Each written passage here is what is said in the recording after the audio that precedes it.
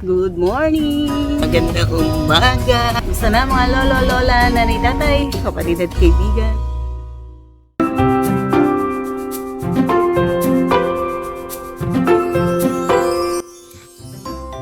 This is our farmhouse.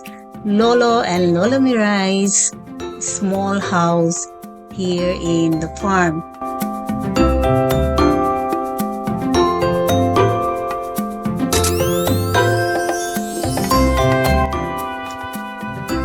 Sa farmhouse, meron tayong mga tanim na bulaklak, ilang-ilang, mga roses, meron din tayong gumamela. Marami din tayong tanim na bougainvillea. Iba't ibang kulay, may pink, may orange, may yellow, at mayroon ding puti. Ang ating million flowers, wala siyang bulaklak for now. But for sure, mamumulaklak din siya. Iba't iba ang ating mga tanim na halaman. Lumaban talaga sa sobrang init ng panahon dito sa Pinas. Dito sa backyard, meron tayong tanim na 2 puno ng grapes, ubas. Hopefully, mamumunga siya in due time. This is the red guava.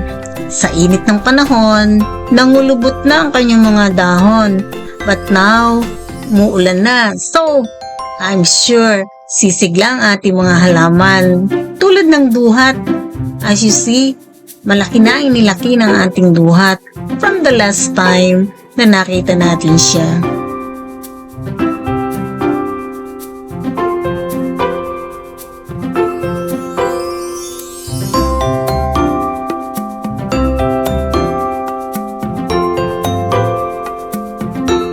Ating suha, the pomelo. Nalagas yung mga dahon niya dahil din sa sobrang init. But now, medyo gumaganda na uli. So I'm hoping it will survive. Itong ating mga chiko. Ayan, I'm sure next year, bibigyan tayo ng maraming prutas. Tulad din ng malimbing. You see, napakadami niyang bulaklak.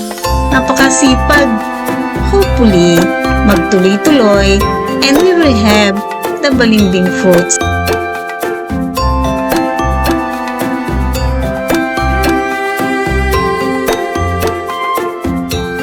We plan to build a small kubo kung saan tayo mamamahinga. So this rubber tree, tatanggalin natin, ililipat ng pwesto. In the backyard, meron din tayong papaya trees. So, 2 puno yan. Hoping na it will bear sweet papaya fruits. Meron din tayong orchids and luckily, nakasurvive sa sobrang init ng araw.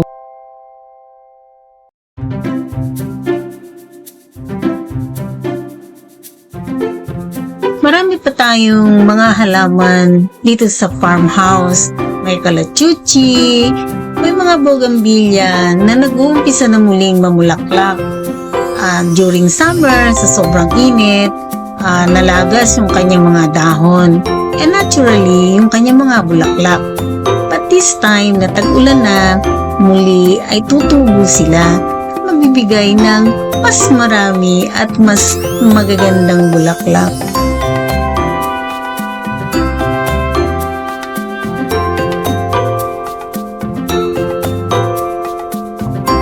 These are flowers from our flower garden in the farm. Hopefully, pag may time ang Lola Mirai, we will plant all of these also dito sa farmhouse. So, one by one, unti-unti, tinutupad ng Lola Mirai ang aking mga pangarap dito sa farm.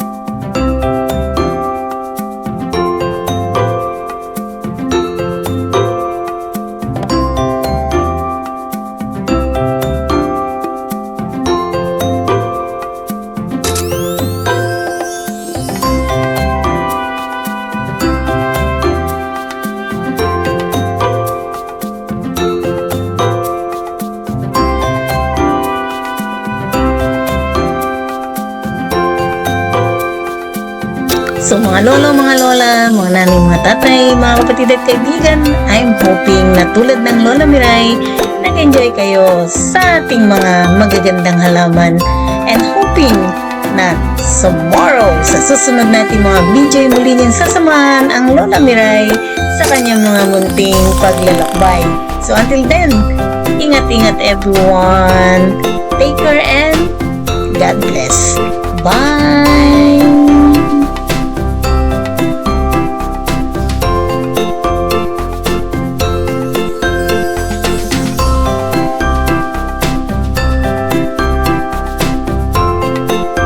Ang pangalan ng farm na taas,